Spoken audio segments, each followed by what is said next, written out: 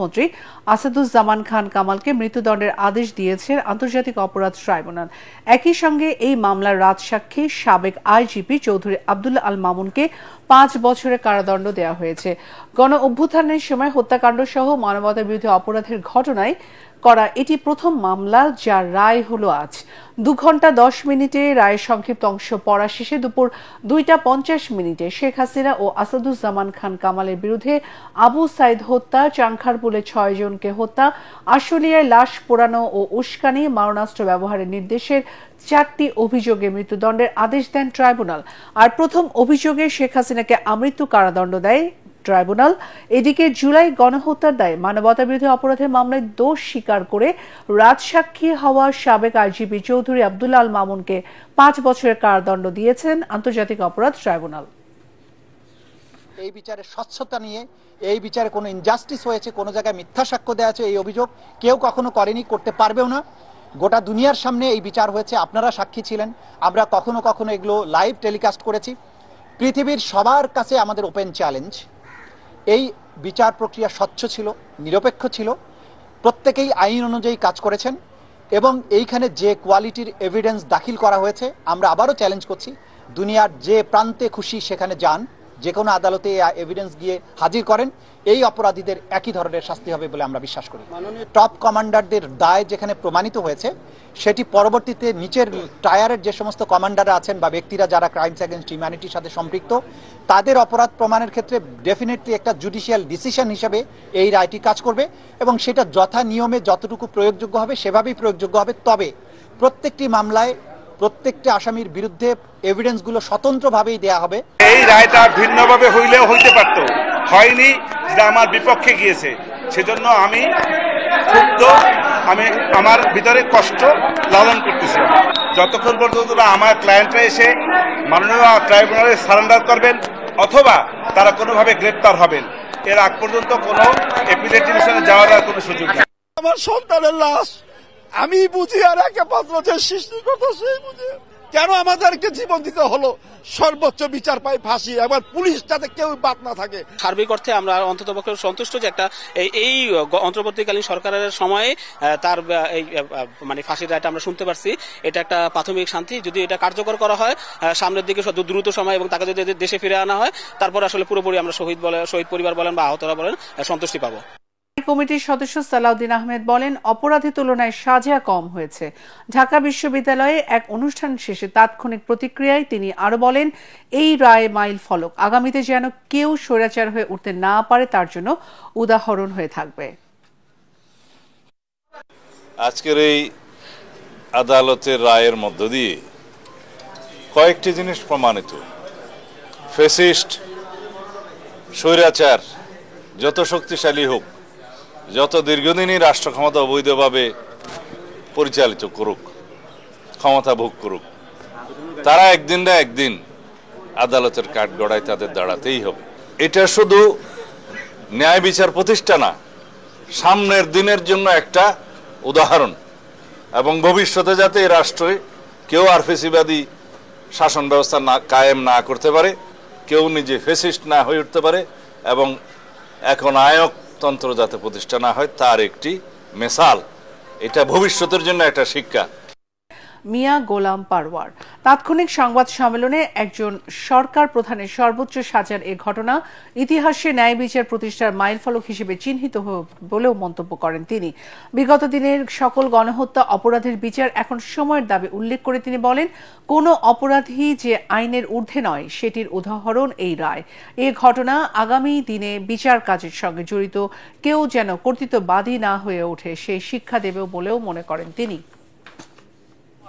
যে দেশের 18 কোটি মানুষের যে আকাঙ্ক্ষা, যে গণ আকাঙ্ক্ষা ছিল, ঘৃণ্য মানবতা বিরোধী অপরাধীদের বিচার এই অন্তর্বর্তীকালীন সরকারের দায়িত্ব পালনকালে দৃশ্যমান করতে হবে জাতীয় নির্বাচনের পূর্বে। এটা ছিল আমাদের অন্যতম দাবি। আংশিক হলেও আজকে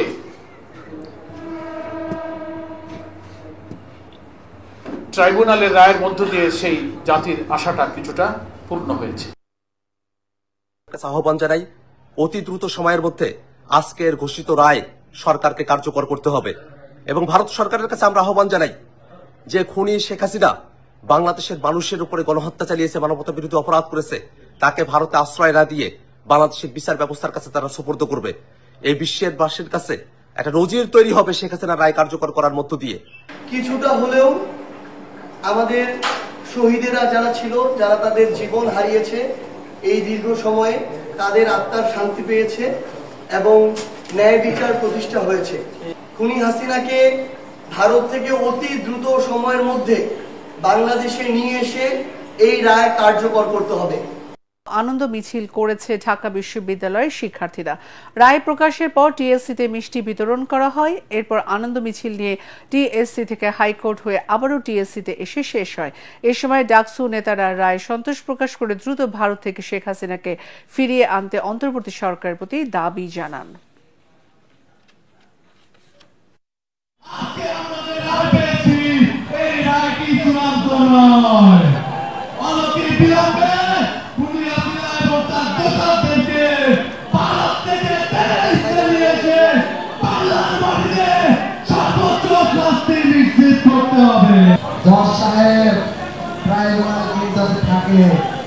এই ট্রাইব্যুনালে হাসিনার বিচার হবে।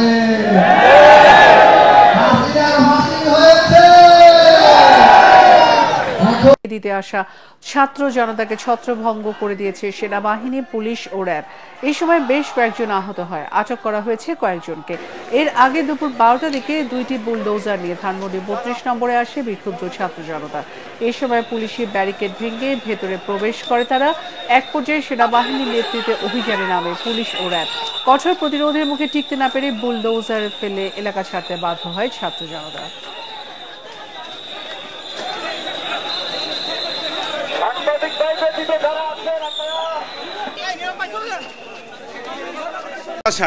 আমার ক্লায়েন্টরা খালাস পাবে, এটা আমি বিশ্বাস করি, আমার প্রত্যাশা এটা। এবং আমি লার্নেড ট্রাইব্যুনালের সকল জাজেসবৃন্দকে আমি ধন্যবাদ জানাই যে তারা অতি কষ্ট করে এই মামলাটা সাক্ষী জবানবন্দি জেরা সমস্ত কিছু সমাপ্ত করেছেন এবং তৎপরবর্তীতে রায়ের জন্য দিন ধার্য করেছেন। এই জন্য তাদেরকে আমার ধন্যবাদ। আর কেন আমি প্রত্যাশা করি সেটা বিভিন্ন সময় আমি বলেছি।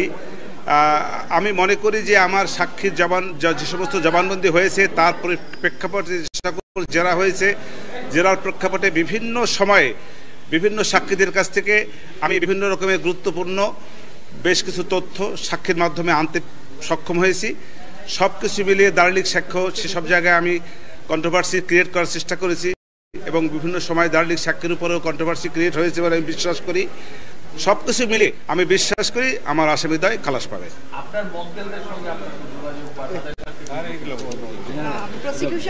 না, এটা সুযোগ নাই, কোনো এটা আইনগতভাবে কোনো সুযোগ নাই। এই প্রশ্নটা কেন আপনারা করেন?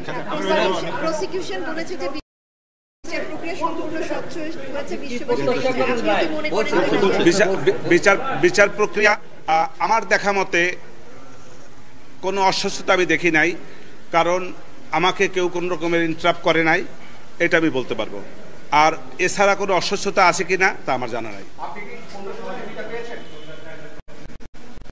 আমাকে এই জায়গার সহযোগিতা যে জিনিসটা মামলা করতে গেলে যে সহযোগিতা সবার আগে লাগে সেটা হলো ডিফেন্স কাউন্সিল থেকে আসামিদের পক্ষ থেকে দলিল দস্তাবেজ দিয়া, তথ্য দিয়া আমাকে যদি সহায়তা করতে পারতেন সেইটা হলো সহযোগিতা। আর রাষ্ট্রপক্ষ থেকে আমাকে মামলাটা করতে হয়েছে, রাষ্ট্রপক্ষ থেকে যে সমস্ত কাগজপত্র ডকুমেন্ট দলিল আমি পেয়েছি তার আলোকে আমাকে আপনার মামলা করতে হয়েছে। সেইখান থেকে রাষ্ট্রপক্ষ থেকে আমাকে কোনো রকমের ইন্টারাপ্ট করে নাই এবং তার যথেষ্ট কাগজপত্র যা যা দরকার, যা যা ওনাদের কাছে ছিল নিয়ম অনুযায়ী, আইন অনুযায়ী যে সমস্ত ডকুমেন্টস আমার পাওয়া উচিত সে সবগুলি ওনারা আমাকে দিয়েছেন।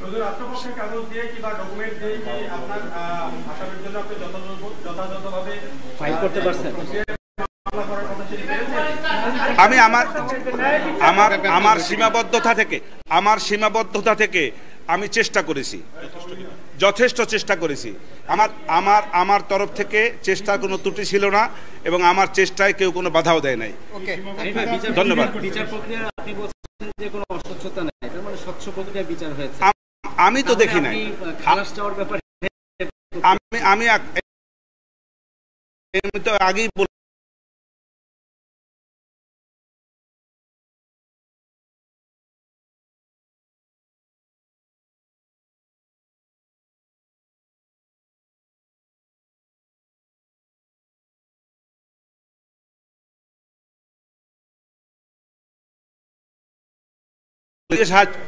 সাহায্য করতে পারতেছেন। রাষ্ট্রপক্ষ এক জায়গায় এক ধরনের কোনো একটা ঘটনায় তারা যেভাবে বর্ণনা করেছে, এই বর্ণনার বাইরে হয়তো কোনো বর্ণনা থাকতে পারে, হ্যাঁ, পিছনেও কোনো বর্ণনা থাকতে পারে, সেই সবগুলোতে আমি পাইনি। অতএব এই জায়গাটা থেকে আমার কিছু মানে সীমাবদ্ধতা ছিল। সেই সীমাবদ্ধতা আমার ক্লায়েন্টরা অনুপস্থিত থাকার কারণে। তার মানে আপনার ক্লায়েন্টরা উপস্থিত থেকে ফাইট করলে মামলার রেজাল্টটা অন্যদিকে আরো ভালো।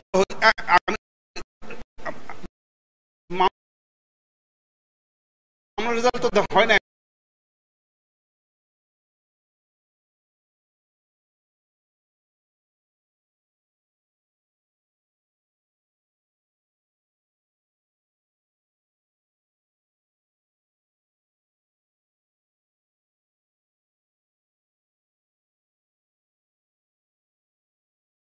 যে সে তার নিজেকে বাঁচার জন্য আমার আসামিদেরকে ভর করে নিজে বাঁচার জন্য সেই নিজেকে অ্যাপ্রুভার ডিক্লেয়ার করেছে। এইটার অনেকগুলি যুক্তি আছে, অনেকগুলি যুক্তি আছে। ধন্যবাদ সবাইকে।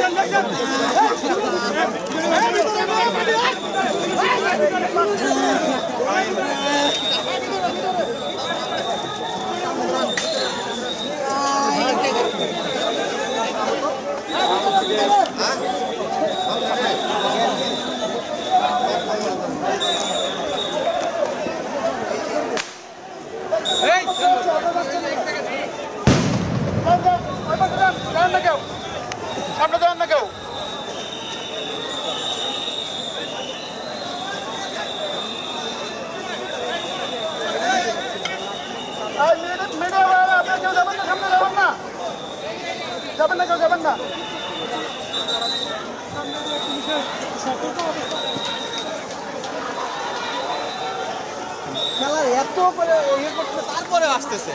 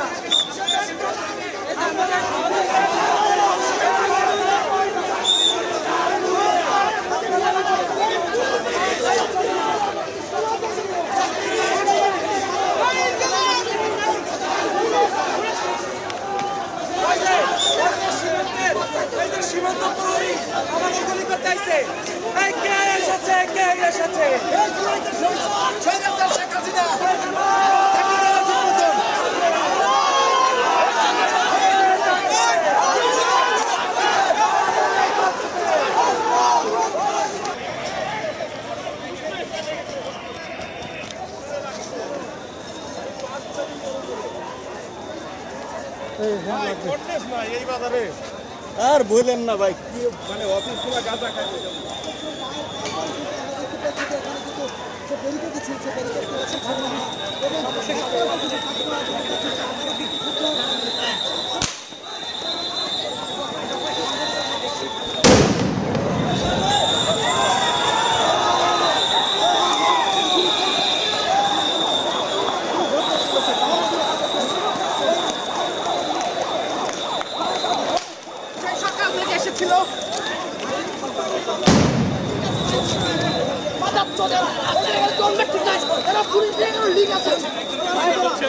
আমার সামনে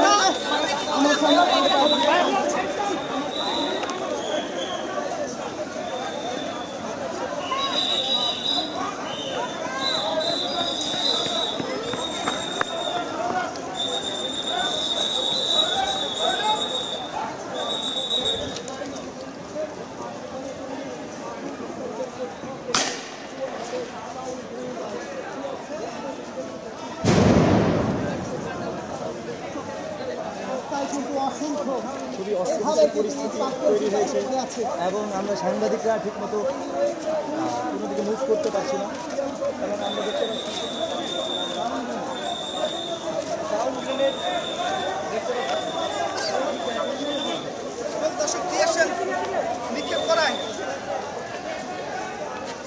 কষ্ট হয়ে যাচ্ছে। আপনাদেরকে সর্বশেষ অবস্থা সংবাদে স্বামী মোহাম্মদ রাই হোসেন। মন্ত্রী বেঞ্জামিন নেতানিয়াহু বলেছেন, ওয়েস্ট ব্যাংকে প্যালেস্টাইন রাষ্ট্র গঠনের বিষয়ে ইসরায়েলের অবস্থান এখনো আগের মতোই আছে। ইসরায়েল আগেও ওই অঞ্চলে প্যালেস্টাইন রাষ্ট্র গঠনের বিরুদ্ধে ছিল, এখনও সেই অবস্থানের বিন্দুমাত্র পরিবর্তন হয়নি। রবিবার মন্ত্রিসভার বৈঠকে ডানপন্থী মন্ত্রীদের চাপের মুখে তিনি স্পষ্ট করে নিজের অবস্থান তুলে ধরেন। জর্ডানের পশ্চিমে যে কোনো অঞ্চলে প্যালেস্টিনিয়ান রাষ্ট্র গঠনের প্রতি আমাদের বিরোধিতা এখনো বিদ্যমান। এই বিরোধিতা বৈধ এবং আমাদের নীতি এক বিন্দুও পরিবর্তন হয়নি। আমি কয়েক দশক ধরে সেখানে প্যালেস্টাইন রাষ্ট্র গঠনের প্রচেষ্টাগুলোকে প্রত্যাখ্যান করে আসছি। নেতানিয়াহুর দাবি, দেশের বাইরে এবং ভেতরের চাপের মুখেও তিনি প্যালেস্টাইনের বিরোধিতা অব্যাহত রেখেছেন, তাই অন্য কারো কাছ থেকে তার সপক্ষে নিশ্চিতকরণ টুইট বা বক্তৃতার প্রয়োজন নেই। গাজায় প্রেসিডেন্ট ট্রাম্পের শান্তি পরিকল্পনার আওতায় ওয়াশিংটনের এক বিবৃতির প্রেক্ষিতে এমন মন্তব্য করলেন নেতানিয়াহু। শুক্রবার মধ্যস্থতাকারী দেশগুলোর সাথে ওয়াশিংটনের যৌথ বিবৃতিতে প্যালেস্টাইন রাষ্ট্রের সম্ভাবনার কথা বলা হয়। এ নিয়ে নেতানিয়াহুর ওপর চাপ বাড়ায় অতি ডানপন্থী মন্ত্রী ইতেমার বেন গাভির ও বেজালেল স্মটরিচ। তাদের অভিযোগ, আমেরিকার ওই বিবৃতি প্যালেস্টাইন রাষ্ট্র প্রতিষ্ঠার পথকে সমর্থন করে। এ বিষয়ে তারা নেতানিয়াহুর কাছ থেকে প্রকাশ্য বিবৃতির দাবি জানায়। মন্ত্রীদের চাপের মুখে নেতানিয়াহু জানালেন, তার সরকার এখনো প্যালেস্টাইন রাষ্ট্রের বিপক্ষে এবং ইসরায়েলের দৃষ্টিভঙ্গির কোনো পরিবর্তন হবে না। অন্যদিকে ওয়েস্ট ব্যাংকে ইসরায়েলের অবৈধ বসতি স্থাপনাকারীদের সাম্প্রতিক হামলার ঘটনায় নিন্দা জানান নেতানিয়াহু। প্রথমবারের মতো প্যালেস্টিনিয়ানদের ওপর সেটেলারদের হামলার নিন্দা জানিয়ে তিনি বলেন, হামলাকারীরা সামগ্রিকভাবে বসতি স্থাপনাকারীদের প্রতিনিধিত্ব করে না।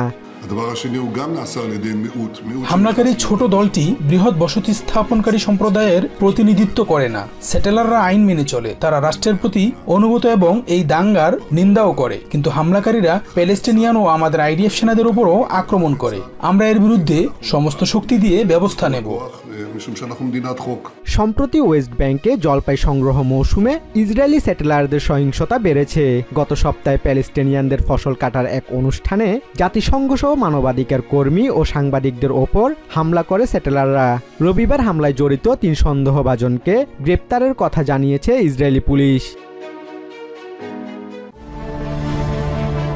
ওয়াইনের দাম কমানো, বিদেশি ওয়াইন ব্যবসায়ীদের সাথে অসম প্রতিযোগিতা, ওয়াইন ব্যবসার নিয়ম আরও কঠোর করা এবং আঙুর উৎপাদনের ওপর জলবায়ু পরিবর্তনের নেতিবাচক প্রভাবের প্রতিবাদে ফ্রান্সের বেজিয়ে শহরে বিক্ষোভ করেছেন হাজার হাজার আঙুর চাষি।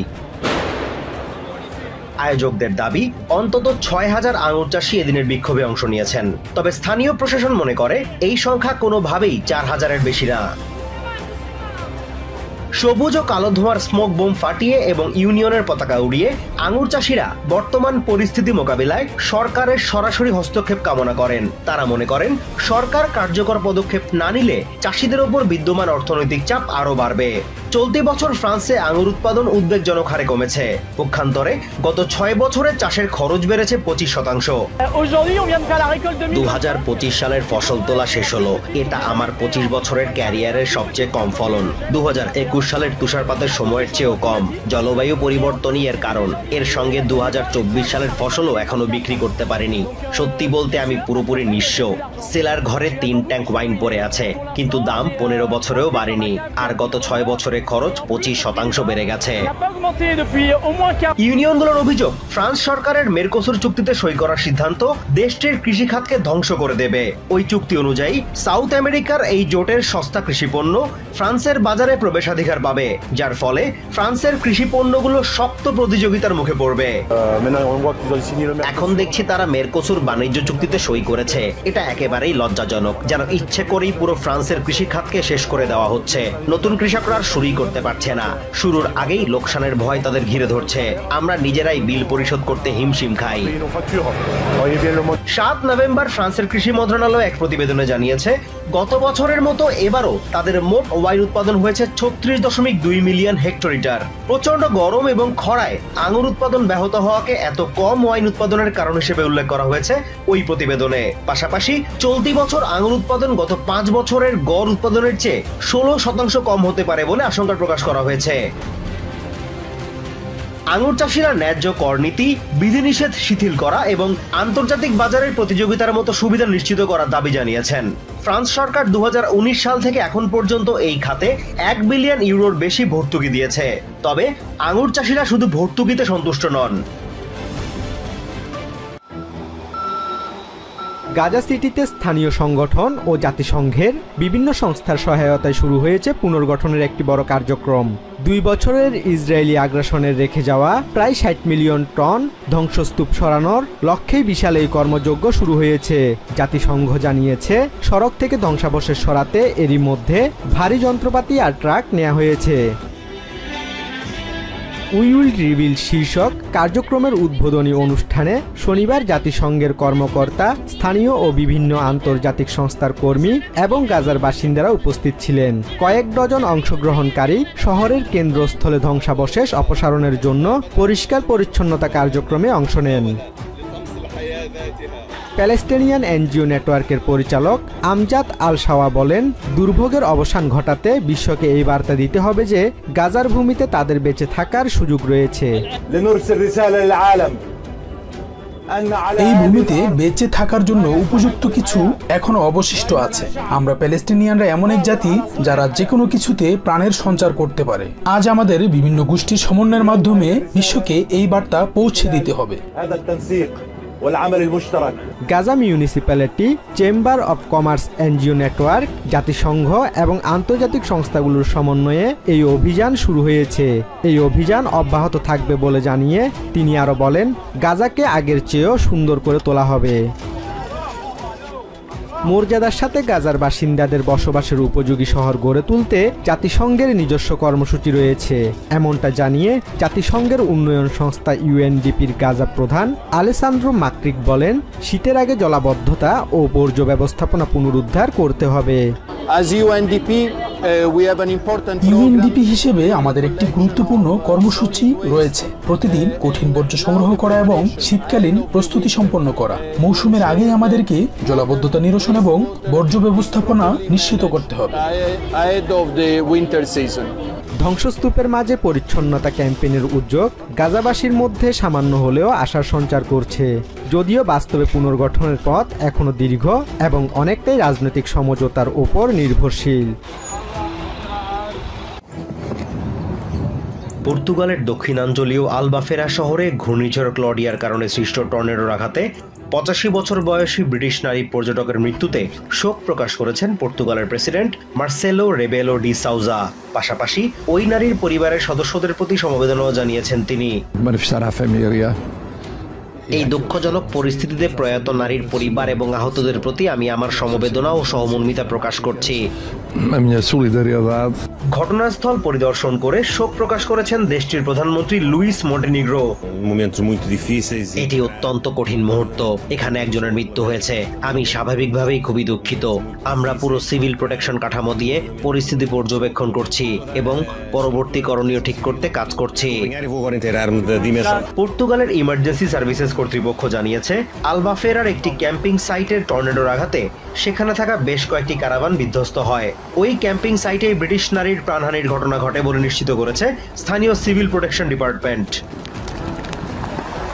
ওই ক্যাম্পের পাশের একটি হোটেলও টর্নেডোর আঘাতে ক্ষতিগ্রস্ত হয়। এ সময় হোটেলটিতে অবস্থানকারী 28 অতিথি আহত হয়, যাদের মধ্যে দুজনের অবস্থা আশঙ্কাজনক। আলবাফেরার মেয়র রুই ক্রিস্টিনা জানান, স্থানীয় কোনো বাসিন্দা বাস্তুচ্যুত হয়েছেন বলে এমন কোনো খবর তাদের কাছে নেই। কেউ বাস্তুচ্যুত হয়েছে কিনা সেই বিষয়ে আমরা এখনো কিছুই জানি না। দিন শেষে আমরা তা জানতে পারবো। তবে যদি এমন কেউ থেকে থাকে তবে তাকে সহায়তায় সম্ভাব্য সবকিছু করবে সিটি কাউন্সিল। ক্লডিয়ার প্রভাবে সৃষ্ট বৈরী আবহাওয়ার কারণে আরো অন্তত দুজনের প্রাণহানির খবর পাওয়া গেছে। বন্যা কবলিত ফেরনাও ফেরো এলাকার একটি বাড়ি থেকে এক প্রবীণ দম্পতির মরদেহ উদ্ধার করা হয়েছে। উদ্ধারকারীদের ধারণা, রাতের কোনো এক সময় ঘুমন্ত অবস্থায় পানিতে ডুবে মারা যান তারা। ওই এলাকাটি লিসবনের ট্যাগাস নদীর অপর পাশে অবস্থিত। ঘূর্ণিঝড় ক্লডিয়ার কারণে অতিবৃষ্টির প্রভাবে সৃষ্ট বন্যার পানি নেমে যাওয়ায় উপদ্রুত এলাকা ইংল্যান্ডের ইউএস হেরাল্ড গ্রাম এবং ওয়েলসের মনমথ টাউনের জনজীবন স্বাভাবিক হতে শুরু করেছে। বন্যার পানিতে সেখানকার বাসাবাড়ির আসবাবপত্র ও জরুরি সামগ্রীর পাশাপাশি বিভিন্ন ব্যবসা প্রতিষ্ঠানের নানা ধরনের পণ্যের ব্যাপক ক্ষয়ক্ষতি হয়েছে। পানি নেমে যাওয়ার পর স্থানীয়দের পরিষ্কার পরিচ্ছন্নতার কাজে ব্যস্ত থাকতে দেখা যায়। পাশাপাশি অনেককেই হিসাব কষে নিজেদের ক্ষয়ক্ষতির পরিমাণ নির্ধারণের চেষ্টা করতেও দেখা যায়। এই নারীর মতো অনেক ব্যবসায়ী ক্রিসমাসের আগে এমন ক্ষতির সম্মুখীন হয়ে ভেঙে পড়ার কথা জানান। This should be the time of year now where we just build. And this time till Christmas is so important. মনমথশায়ারের কাউন্সিলর মার্টিন নিউয়েল মনে করেন, ক্রিসমাসের আগে এই ক্ষতি কাটিয়ে ওঠা কোনোভাবেই সম্ভব না। The businesses they're just not going to recover before Christmas. It's dreadful. তবে ক্ষতিগ্রস্তদের ঘুরে দাঁড়াতে সর্বাত্মক সহযোগিতার আশ্বাস দেন তিনি। I just spoken on the phone to a resident in tears. He's lost everything, all of his possessions. He's lost his home, so we're going to try and help. US Herald গ্রামের বাসিন্দারা স্থানীয় দোকানগুলো থেকে বিভিন্ন পণ্য উদ্ধার করে সেগুলো বাইরে আনার পাশাপাশি দোকানগুলো পরিষ্কার করতে সহায়তা করেন। এতে একদিকে যেমন কাজ দ্রুত হয়, অন্যদিকে পারস্পরিক বন্ধনও হয় আরো দৃঢ়।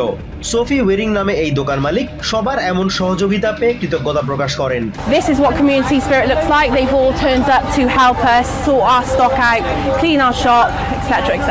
ঘূর্ণিঝড় ক্লডিয়ার কারণে সৃষ্ট বৈরী আবহাওয়ার কারণে এখন পর্যন্ত পর্তুগালের 3 জনের মৃত্যুর খবর পাওয়া গেছে। এছাড়া আহত হয়েছে 2 ডজনেরও বেশি মানুষ। তবে ইংল্যান্ড এন্ড ওয়েলসে এই ধরনের কোনো ঘটনার খবর পাওয়া যায়নি।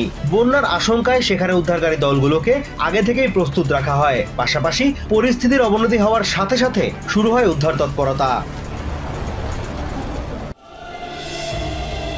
ফিলিপিন্সের বন্যা নিয়ন্ত্রণ প্রকল্পে দুর্নীতির অভিযোগকে ঘিরে ন্যায় বিচার ও স্বচ্ছতার দাবিতে বিক্ষোভ করছে দেশটির জনগণ।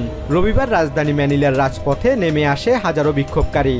এদিনের বিক্ষোভে নেতৃত্ব দেয় দেশটির প্রভাবশালী ধর্মীয় সংগঠন ইগলেসিয়া নি ক্রিস্টো। এই দুর্নীতির সাথে জড়িতদের বিচারের আওতায় আনার দাবি জানায় বিক্ষোভকারীরা। ফ্রেডি বেলি নামে এই বিক্ষোভকারী বলছেন, অপরাধী যেই হোক না কেন তাকে বিচারের আওতায় আনতে হবে। বন্যা নিয়ন্ত্রণ প্রকল্প সংক্রান্ত অনিয়ম নিয়ে সেনেট যে তদন্ত করছে তা অত্যন্ত ধীরগতিতে হচ্ছে। আমাদের মনে হচ্ছে তারা সত্য থেকে দূরে সরে যাচ্ছে। সেই কারণেই আমরা বিক্ষোভ করছি। আমাদের দাবি স্বচ্ছ তদন্ত এবং অনিয়মে জড়িত ব্যক্তি সে যেই হোক না কেন তাকে জবাবদিহির আওতায় আনা। রবিবার ম্যানিলা বে এর কুইরিনো গ্র্যান্ডস্ট্যান্ডে জড়ো হয় বিক্ষোভকারীরা। সাদা পোশাক পরে হাতে তুলে ধরে প্ল্যাকার্ড। এসব প্ল্যাকার্ডে স্বচ্ছতা, গণতন্ত্রের উন্নয়ন, জবাবদিহিতা ও দুর্নীতিবাজদের বিচারের মুখোমুখি করার দাবি তুলে ধরা হয়। প্রেসিডেন্ট ফার্ডিন্যান্ড মার্কোস জুনিয়র গত অগাস্টে বন্যা নিয়ন্ত্রণ প্রকল্প নিয়ে এক অভ্যন্তরীণ অডিটের ফলাফল প্রকাশ করার পর থেকেই জনরোষ বেড়ে চলেছে। সেই অডিটে দেখা যায় 2022 সাল থেকে বন্যা নিয়ন্ত্রণ খাতে ব্যয় হওয়া 9.63 বিলিয়নের হাজারো প্রকল্প ছিল নিম্নমানের। গুরুত্ব দিয়ে সেগুলো নথিভুক্ত করা হয়নি, এমনকি কোনো কোনো প্রকল্প ছিল অস্তিত্বহীন। এ ঘটনায় দেশটির সরকারি গণপূর্ত কর্মকর্তা, বৃহৎ নির্মাণ প্রতিষ্ঠানের নির্বাহী ও কয়েকজন আইন প্রণেতাদের সংশ্লিষ্টতার বিষয়টি সামনে এসেছে। প্রকল্পের অর্থ নিজেদের স্বার্থে ব্যবহারের অভিযোগ উঠেছে তাদের বিরুদ্ধে। এ বছরের শুরুতে অভিযোগগুলোর তদন্তে একটি বিশেষ কমিটি গঠন করেন প্রেসিডেন্ট মার্কোস, যার কাজ ছিল বন্যা নিয়ন্ত্রণ অবকাঠামোতে বিলিয়ন ডলারের অনিয়ম খতিয়ে দেখা। তবে তথ্য প্রমাণ থাকা সত্ত্বেও কাউকে বিচারের আওতায় আনা হচ্ছে না বলে ক্ষোভ প্রকাশ করেন বিক্ষোভকারী আরমেলিন ব্যান্ডেল। প্রক্রিয়া শুরু হওয়ার পর প্রায় 100 দিন পেরিয়ে গেছে, তবুও এখনো কাউকে গ্রেফতার করা হয়নি। ইতিমধ্যে প্রচুর প্রমাণ পাওয়া গেছে, অনেক তথ্য উপাত্ত বেরিয়ে এসেছে। আমাদের প্রশ্ন হলো, এখনো কেন কাউকে জেলে পাঠানো হয়নি?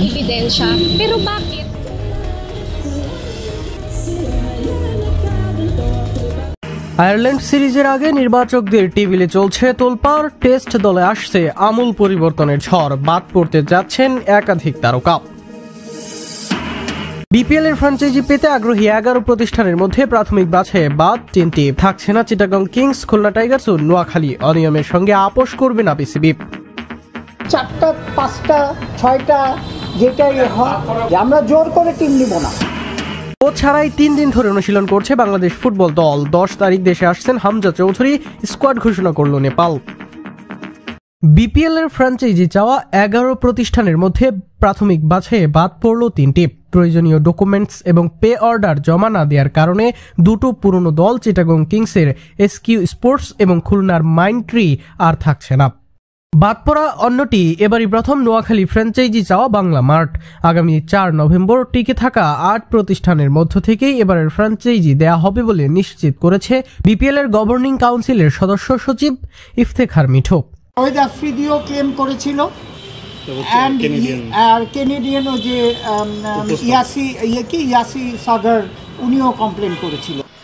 চীনের দুঃখ হুয়াংহু আর বাংলাদেশ ক্রিকেটের দুঃখ বিপিএল। দেশের একমাত্র ফ্র্যাঞ্চাইজি টুর্নামেন্টটি এতদিনেও পায়নি পেশাদার কোনো রূপ। কোন আসরের চেয়ে কোন আসর বেশি খারাপ থেকে যায় সেই প্রতিযোগিতা। তবে এবারের পরিস্থিতি কিছুটা ভিন্ন, যার প্রমাণ বিসিবির আইনজীবীর এই বক্তব্য। এবং তার কাছ থেকে টাকা রিকভার করার জন্য যত আইনি প্রক্রিয়া, কোনোটাই আমরা কোনো কার্পণ্য রাখছি না। And we are taking very strong legal actions. এবং এইবার যে উনি কমপ্লায়েন্সের কথা বললো, compliance is of utmost importance. এবার আমরা the board has decided there is zero tolerance policy. প্রমাণটা আরও শক্তপোক্ত করল বোর্ডের কার্যক্রম। এবারের আসরে ফ্র্যাঞ্চাইজি যাওয়া 11টি প্রতিষ্ঠানের মধ্যে 3টিকেই বাদ দিয়েছে গভর্নিং কাউন্সিল। মূলত প্রয়োজনীয় ডকুমেন্টস এবং ফ্র্যাঞ্চাইজি ফির পে অর্ডার জমা না দেওয়াতেই এই সিদ্ধান্ত নিয়েছেন তারা। এতদিন কাগজে কলমে থাকলেও এবার শুরু থেকেই হার্ড লাইনে বিসিবি। বিপিএল গভর্নিং কাউন্সিল 3টি প্রতিষ্ঠানকে ইউআই প্রক্রিয়ার অনুমোদিত নন কমপ্লায়েন্ট হিসেবে চিহ্নিত করেছে। সো এখন আমরা শর্টলিস্ট করে 11টা থেকে 8টা করা হয়েছে। আপনার যে ঘটনাটা হয়েছে যে ইউআইতে যে ডকুমেন্ট দেওয়ার কথা ছিল, সেই ডকুমেন্টগুলি ওনারা ইনক্লুডিং পে অর্ডার এগুলি সহকারে এর জন্য ওনারা কোয়ালিফাই করেন। সময় নেই খুব একটা, দ্রুতই ঘোষণা করতে হবে ফ্র্যাঞ্চাইজিদের নাম। এত তাড়াহুড়োতে কোনো ভুল করতে চায় না গভর্নিং কাউন্সিল। তাই তাদের স্পষ্ট বার্তা, টিকে থাকা 8 প্রতিষ্ঠান থেকেই দেয়া হবে এবারের ফ্র্যাঞ্চাইজি। তবে শর্ত পূরণ করতে না পারলে রাখা হবে না কাউকেই। গত বিপিএল এ চিটাগং কিংস ফ্র্যাঞ্চাইজি মালিক প্রতিষ্ঠানের সঙ্গে বিসিবির টানাপোড়েন বেশ পুরনো, কিন্তু এবার আর কোনো সুযোগ দিতে রাজি নয় বোর্ড। আমাদের কাছে যে কমপ্লেনগুলি এসছে, শন টেট তাদের কাছে প্রায় $37,000 পায়। রোজ ভিউ হোটেল সিলেট তারা প্রায় 17 লক্ষ টাকার একটা ক্লেম দিয়েছে। তারপরে আপনার আমাদের শেরাটন হোটেল একটা 29 লক্ষ টাকার ক্লেম দিয়েছে। তাই তো অভিযোগের পাহাড় কমানোর জন্য আইনি পথেই এগোচ্ছে বিসিবি। এবারের বিপিএল এ ফ্র্যাঞ্চাইজি দেওয়ার ক্ষেত্রে বিসিবির প্রায়োরিটি দুটো। আর্থিক লেনদেনের সঙ্গে ফ্র্যাঞ্চাইজিদের মেনে চলতে হবে এন্টি ফিক্সিং আইন।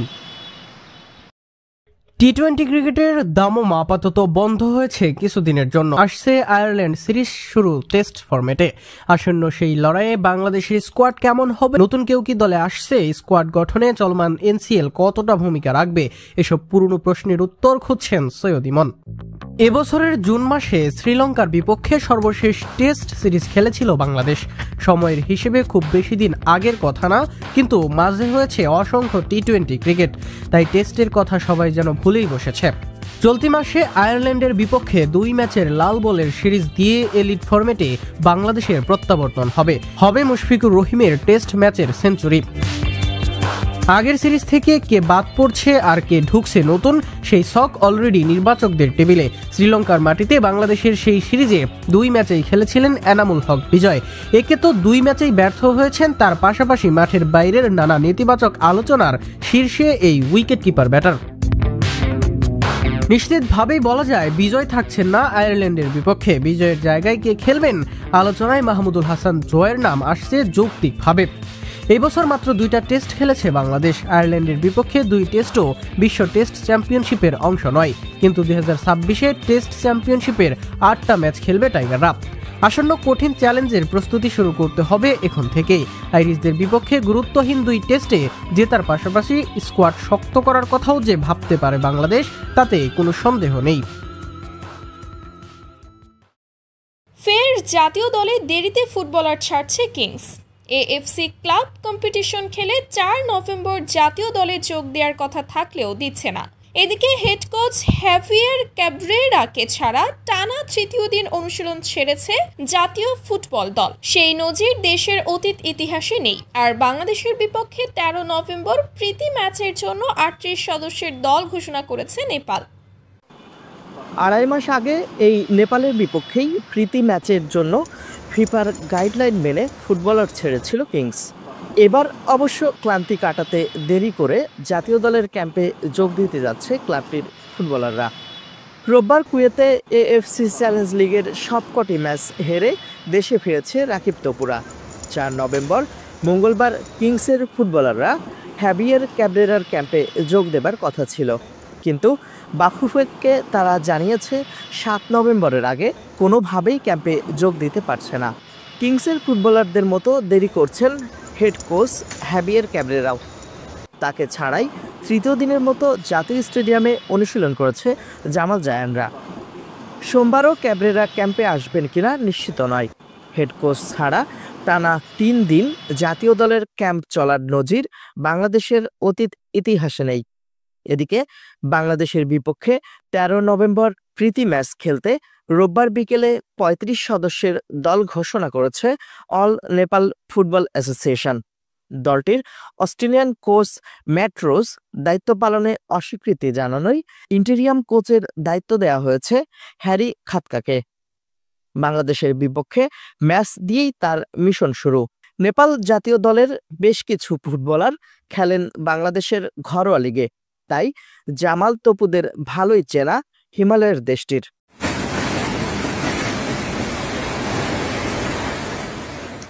আসসালামু আলাইকুম প্রিয় দর্শক, চলে আসলাম আগামীকাল সোমবার 17 নভেম্বরের গুরুত্বপূর্ণ আবহাওয়ার আপডেট নিয়ে। চলতি নভেম্বর মাসের শেষের দিকে আবারও ধেয়ে আসছে শক্তিশালী ঘূর্ণিঝড় আঘাত আনতে পারে উপকূলীয় অঞ্চল জুড়ে। এই ঘূর্ণিঝড়টি কতটা শক্তিশালী হবে এবং কোথায় আঘাত আনতে পারে বা এই ঘূর্ণিঝড়ের ফলে বাংলায় বৃষ্টিপাতের আশঙ্কা রয়েছে কিনা তা জানিয়ে দেব। পাশাপাশি পরবর্তী 10 দিনের মধ্যে বাংলাদেশের উত্তরাঞ্চল সহ দক্ষিণাঞ্চল, ভারতের পশ্চিমবঙ্গ সহ উত্তরবঙ্গ, আসাম, ত্রিপুরা, মেঘালয়, মিজোরামপুর সহ সারা দেশের কোন কোন জেলাগুলোর আবহাওয়ার পরিস্থিতি কিরকম থাকতে পারে, কোন কোন জেলায় প্রচন্ড ঠান্ডা শৈত্যপ্রবাহ থাকবে এবং কোন কোন জেলাগুলোর উপর তাপমাত্রা সর্বোচ্চ কত ডিগ্রি সেলসিয়াস উঠতে পারে এবং সর্বনিম্ন তাপমাত্রা কত ডিগ্রি থাকবে এবং বঙ্গোপসাগরে কবে থেকে ঘূর্ণিঝড় তৈরি হতে পারে বা কোথায় আঘাত আনতে পারে, সম্পূর্ণ বিস্তারিত আপডেটে জানাবো। তো ভিডিওটি না টেনে শেষ পর্যন্ত দেখবেন, ভালো লাগলে লাইক করবেন আর সবার আগে প্রতিদিনই গুরুত্বপূর্ণ আবহাওয়ার খবর জানতে চ্যানেলটি সাবস্ক্রাইব করে পাশের বেল বাটনে ক্লিক করে রাখবেন। আর ভিডিওটি কোন জেলা থেকে লাইভ দেখছেন কমেন্ট করে জানিয়ে দিবেন। প্রিয় দর্শক বন্ধুরা, এই মুহূর্তে আমরা সরাসরি বায়ুর ঝাপটা মোড়ে রয়েছি, বিশেষ করে ঘূর্ণিঝড় মোড়ে। বর্তমানে আপনারা দেখতে পাচ্ছেন মূলত চলতি নভেম্বর মাসের শেষের দিকে একেবারে দেখুন আগামী 24-25 তারিখের মধ্যে দক্ষিণ বঙ্গোপসাগরে একটি ঘূর্ণিঝড় তৈরি হওয়ার আভাস দিচ্ছে আবহাওয়ার মডেল। তো দেখুন আমরা ইতিমধ্যে সরাসরি দেখতে পাচ্ছি প্রায় ঘন্টায় 85 কিলোমিটার বেগে এটি ধীরে ধীরে উত্তর পশ্চিম দিকে অগ্রসর হয়ে পরবর্তীতে আরও শক্তি বাড়াবে এবং সরাসরি ভারতের উপকূলীয় অঞ্চলে আঘাত আনার সম্ভাবনা দেখাচ্ছে আবহাওয়ার ACMWF মডেল। এছাড়া আবহাওয়ার জিএফএস মডেল থেকে কি আপডেট উঠে আসছে তাও আমরা আপনাদেরকে দেখিয়ে দিচ্ছি আবহাওয়ার আমেরিকান মডেল থেকে। তো দেখুন আবহাওয়ার আমেরিকান মডেল থেকে বর্তমান নিম্নচাপ বা এর আগে ঘূর্ণিঝড় দেখাচ্ছিল, এরপর আবারও কিন্তু ঘূর্ণিঝড় দেখাবে। তবে মূলত আমরা সরাসরি ইউরোপিয়ান মডেল থেকে দেখতে পাচ্ছি একটি শক্তিশালী নিম্নচাপ অথবা ঘূর্ণিঝড়ে পরিণত হয়ে এটি দক্ষিণ ভারতের উপকূলীয় অঞ্চলে আঘাত আনার প্রবল সম্ভাবনা থাকবে। তবে এটি বাংলাদেশ থেকে অনেকটাই দূরে থাকবে, যার কারণে এর কোনো প্রভাব কিন্তু দেশের উপর পড়ার মতো তেমন সম্ভাবনা এখনো পর্যন্ত দেখা যাচ্ছে না। তবে নতুন করে যদি পরিবর্তন আসে অবশ্যই জানিয়ে দেওয়া হবে। তো এইবার আমরা সরাসরি চলে যাচ্ছি দুই বাংলার আবহাওয়ার বিস্তারিত আপডেটে। আগামীকাল সোমবার 17 নভেম্বর কেমন থাকতে চলছে দুই বাংলার আবহাওয়া। প্রিয় দর্শক বন্ধুরা, দেখুন আগামী 24 ঘন্টায় সারা দেশের বেশ কিছু এলাকায় আকাশ পরিষ্কার থাকতে পারে। রংপুর, তারপর রাজশাহী, ময়মনসিংহ, সিলেট, তারপর ঢাকা, খুলনা, বরিশাল, চট্টগ্রাম সহ সকল জেলার আকাশ কিন্তু একেবারে পরিষ্কার থাকতে পারে। আর এদিকে দেখুন চন্দননগর, শান্তিপুর, বর্ধমান, কাতুয়া, দুর্গাপুর, বাঁকুড়িয়া, এখানে বাঁকুড়া, পুরুলিয়া, তারপর খড়গপুর, কোলাঘাট, হালদিয়া সকল জেলার আকাশ কিন্তু একেবারে পরিষ্কার থাকতে পারে। কোনো ধরনের দেখুন এখানে মেঘ বৃষ্টি তৈরি হওয়ার কোনো সম্ভাবনা নেই। আপাতত বেশ কিছুদিন দেশের আকাশ পরিষ্কার থাকতে পারে। মঙ্গলবার 18 নভেম্বর নাগাদও সারা দেশের সকল জেলার আকাশ কিন্তু একদম পরিষ্কার দেখা যাচ্ছে। শুক্রবার এবং শনিবার দেখুন মূলত আগামী 7 দিন বা পরবর্তী 10 দিন পর্যন্ত দেশের আকাশ পরিষ্কার থাকবে। এরপরে মূলত নভেম্বর মাসের শেষের দিকে দেশের উপর হালকা কুয়াশা পড়তে পারে। বিশেষ করে দেখুন কিছুটা ঝাপসা আকাশ থাকতে পারে সাতক্ষীরা, খুলনা, শিমনগর, সুন্দরবন, মঠবাড়িয়া, পিরোজপুর, তারপর এদিকে রয়েছে কলাপাড়া অঞ্চল থেকে শুরু করে লালমোহন, চট্টগ্রাম, এদিকে দেখুন ত্রিপুরা রাজ্য সহ দেশের বেশ কিছু এলাকায় দেখুন হালকা পরিমাণ কুয়াশা থাকতে পারে এবং ঝাপসা আকাশ থাকতে পারে। তো আসুন আমরা সরাসরি চলে যাব আবহাওয়ার চরম সতর্কবার্তা মোড়ে। বিশেষ করে ইতিমধ্যে তাপমাত্রার দিকে যদি আমরা একটু লক্ষ্য করি, দেখুন এখানে গত কয়েকদিন আগে অনেকটা ঠান্ডা শীত অনুভব হয়েছিল। ইতিমধ্যে শীতের মাত্রা কিছুটা কমছে, তারপরেও পশ্চিমবঙ্গের অনেক এলাকায় ঠান্ডা শীতের আভাস রয়েছে। কলকাতা, চন্দননগর, আরামবাগ, খোলাঘাট অঞ্চল, এদিকে হালদিয়া, তারপর গঙ্গারাপুর, হালদিবাড়ি, এখানে জলেছাড়া, বারুইপুর এবং চাকুলিয়া, জামশেদপুর, পুরুলিয়া, বাঁকুড়া, মুড়ি, তারপর ধামবাগ সহ এখানে সকল জেলায় কিন্তু দেখুন ঠান্ডা শীত অনুভব হতে পারে। এরপরে 17 তারিখ নাগাদ ঠান্ডা শীত অনুভব হতে পারে এবং দেশের সর্বনিম্ন তাপমাত্রা কেমন থাকতে পারে ইতিমধ্যে তাপমাত্রার মোড় আমরা যাচ্ছি। তো আগামীকাল সোমবার 17 নভেম্বর দেশের সর্বনিম্ন তাপমাত্রা যদি আমরা একটু দেখি, একেবারে দেখুন খুলনা বিভাগের দিকে যদি যাই সর্বনিম্ন 16 ডিগ্রি সেলসিয়াসের তাপমাত্রা দেখা যাচ্ছে। লোহাগাড়া, ফরিদপুর, শালকুপা, পাবনা, নাগারপুর, এখানে সিংড়া সহ বেশ কিছু এলাকায় সর্বনিম্ন 16-17 ডিগ্রি সেলসিয়াসের ঘরে তাপমাত্রা থাকার সম্ভাবনা রয়েছে। আর দেশের উত্তরাঞ্চলে 16 থাকতে পারে তাপমাত্রা। চট্টগ্রাম বিভাগের বেশ কিছু এলাকায় 17 থেকে 18 ডিগ্রি সেলসিয়াসের তাপমাত্রা থাকার সম্ভাবনা রয়েছে। হালদিয়া, তারপরে এদিকে বারুইপুর, কলকাতা, খড়গপুর, চন্দননগর, হাবড়া 16 ডিগ্রি সেলসিয়াসের তাপমাত্রা থাকার সম্ভাবনা। বাঙ্গাওন এদিকে 16 ডিগ্রি সেলসিয়াসে, শান্তিপুর, কৃষ্ণনগর 18 ডিগ্রি সেলসিয়াসের ঘরে তাপমাত্রা থাকার সম্ভাবনা রয়েছে। আর দেখুন উপকূলীয় অঞ্চলে সর্বনিম্ন 20 ডিগ্রি সেলসিয়াসের ঘরে তাপমাত্রা থাকার সম্ভাবনা রয়েছে। তো দেখুন এ হচ্ছে মূলত বর্তমান আবহাওয়ার সর্বশেষ গুরুত্বপূর্ণ রিপোর্ট। প্রতিদিন নিয়মিত সঠিক খবর সবার আগে পাওয়ার জন্য আমাদের সাথে থাকবেন। এতক্ষণ আমাদের সাথে থাকার জন্য অসংখ্য